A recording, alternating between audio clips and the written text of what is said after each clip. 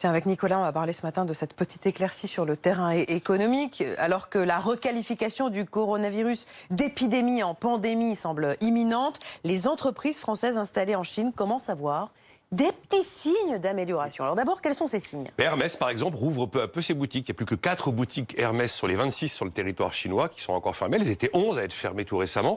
Même message de la part de l'équipementier automobile Valeo. 32 usines sur les 36.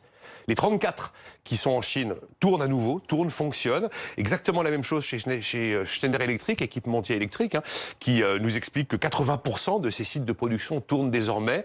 On a même son de cloche chez Accor. Accor nous annonce qu'il y a 240 hôtels Accor sur les 300 hôtels installés en Chine qui sont aujourd'hui ouverts. Alors évidemment, ce sont des bonnes nouvelles qui viennent de très grands groupes qui ont la capacité à résister à des chocs violents. C'est beaucoup plus compliqué pour les entreprises de taille moyenne ou intermédiaire. En fait, tout est en train de se déplacer de Chine, le risque de contamination et son impact également sur l'économie. Et ça y ressemble un peu. Oui, on a une consommation de charbon, c'est pas bon pour la planète, mais qui est repartie en Chine. Ça veut dire qu'on produit à nouveau de l'électricité. Puis le gouvernement de Pékin a dit clairement aux régions les moins exposées, il faut reprendre la vie normale. Parce que là-bas, on redoute une récession. Une récession, ce sont des faillites en chaîne et des licenciements massifs. Alors, il y a des signaux un petit peu rassurants qui viennent effectivement de l'activité économique, je dis, en Chine. Mais ça ne veut pas dire que le pire est passé. On voit bien que l'épidémie, elle s'est étendue hors de Chine. Et on commence à redouter chez nous, cette fois-ci, en Europe, ce qu'on appelle un choc d'offres. Un choc d'offres, c'est quand la production des plus alimentés, qu'elle est à l'arrêt et qu'en fait les entreprises ne peuvent plus répondre à la demande. Et il y a des signaux d'alarmement depuis hier d'ailleurs. Il y en a, vous avez Air France KLM qui hier nous annonce qu'ils vont baisser les dépenses et qu'ils vont geler les embauches. Il y a déjà 48 heures, Lufthansa